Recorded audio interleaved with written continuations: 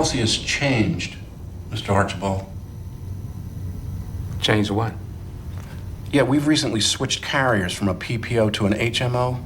It's a less expensive policy, but unfortunately there are some restrictions. What kind of restrictions? Here's how it works. Non-management part-time employees, such as yourself, only qualify for second-tier catastrophic coverage. No, I'm not part-time, I'm full-time. It's just slow right now. Sure, but your coverage is based on hours worked, and like I said, you only qualify for second tier, and that has a maximum payout limit of $20,000. What? I mean, you guys been taking money out of my check every week. I've been paying into this policy for years. Right, and that's why we're gonna cover you for the full 20. You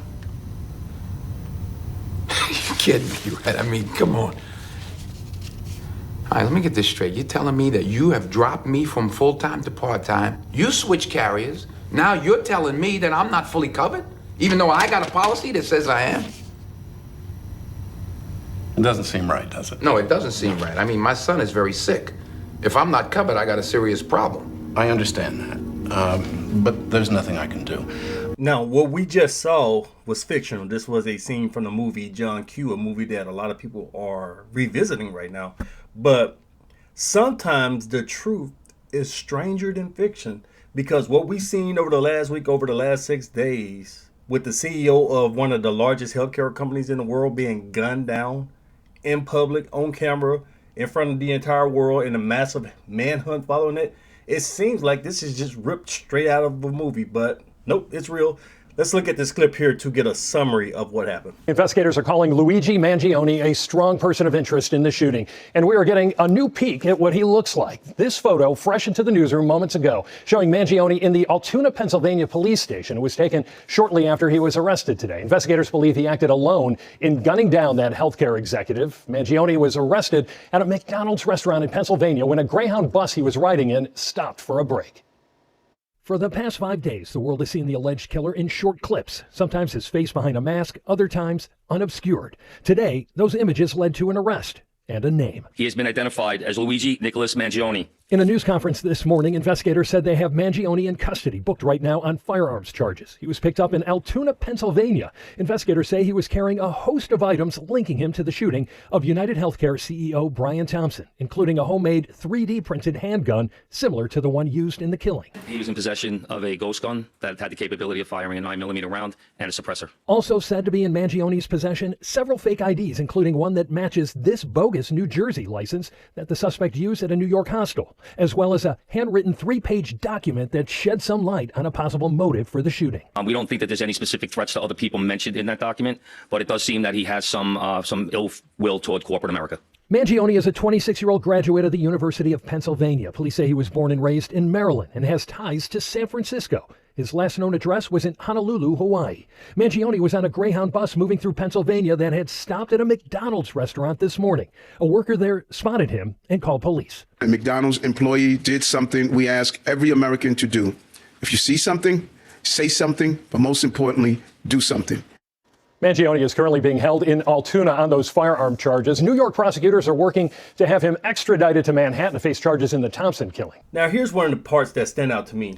The manhunt, the massive manhunt. They're talking about, we've looked at thousands of hours of surveillance. We got drones. We got our elite squad. We got the detectives here, there. We're interviewing people. They put in a whole lot of effort. You got Eric Adams, the mayor of New York City. You got the police commissioner talking about all of the work, all of the millions of dollars of resources they sank into finding out who killed this man. Now, when normally when a regular Joe, regular person, when they get popped off, which happens all of the time throughout the United States, does the city put in that type of effort? If some grandma walking down the street got popped by an illegal immigrant, or a guy who owns a mom and pop gas station gets robbed and shot dead by a thief and a killer, would Eric Adams and a police commissioner get on TV talking about, we put in all of this effort, we engaged in a massive manhunt to find a killer? Because I don't think they will. But this isn't about Brian Thompson. This isn't about justice for the CEO Brian Thompson. This is about sending a message. The system is afraid. The elitists who stand at the top, who run the country behind the scenes with their donors, controlling Congress, buying presidents, stuff like that. These people are terrified because the last thing they want is for some type of uprising. So they're trying to say, look, don't come for us because we will find you. Now, when you kill each other, we don't care. But when you kill one of us, we're coming for you and we're going to blast you in front of the whole world. Just look at some of the historic examples. We had the French Revolution where the elitists were getting fat and eating high off the hog. And eventually it led to an uprising, led to the French Revolution where these people lost their heads. We can go back 100 years. We look at labor strikes. When the labor strikes in the United States, they were getting really violent. And these CEOs, these executives, these rich people had to hire militias to protect them. Because these people, they don't want the poor or even the middle class or the people who are right below the middle class. They don't want these people to rise against them. That's the thing that these people are afraid of more than anything else. They don't want some type of vigilante, violent killer giving inspiration to the lower class to rise up against the elite. So that's why they would sink millions and millions of dollars and put in all of this effort to find one man when they show you that they don't give a damn if it's not some rich executive or politician who gets popped off. One thing that these elitists, one thing that they know is when people start getting desperate, when desperation grows, people stop playing by the rules. When people are starving to death, when people can't get insurance, people can't get covered, they might do some crazy radical stuff. Who knows? So another part I noticed about the 6-day manhunt, it was nonstop news coverage. The media talked about it on and on. They spent more time covering this story than they did about Trump. Trump was shot in front of the entire world, brains almost literally blown out. But the media, they quickly swept it under the rug, forgot about it. They spent more time talking about Brian Thompson, a guy who the general population doesn't even know. They didn't know his name. Than they did talking about the most popular politician on the planet, probably the most famous man in the world right now. Because Trump, even though he could be considered elite, he's not really one of them. He's not part of the club. They don't like him. But back to this guy, Luigi Mangione. Some weird stuff, man. I'm reading all these articles. I'm looking at this stuff about this guy. The way he was caught was really weird. Even though NYPD, Eric Adams, them tried to take all the credit for it, it looked like he was at Mickey D's. Somebody snitched on him at Mickey D's. Now, they said this man is from some well-off family, a Ivy League graduate. They keep showing all these pictures of him smiling. Isn't he so handsome? He's so attractive and smart. That's the picture they're painting of him.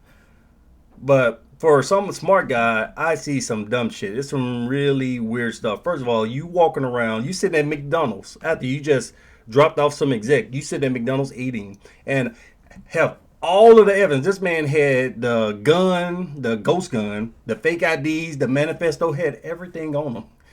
And then when the police came and started asking him questions, he just started singing like a bird, like didn't say I need a lawyer. Like what the hell? That's really strange. So I'm thinking like, is there something else going on? This is just strange. And they're saying that he had back pain, so this was some type of personal vendetta he had against the healthcare industry.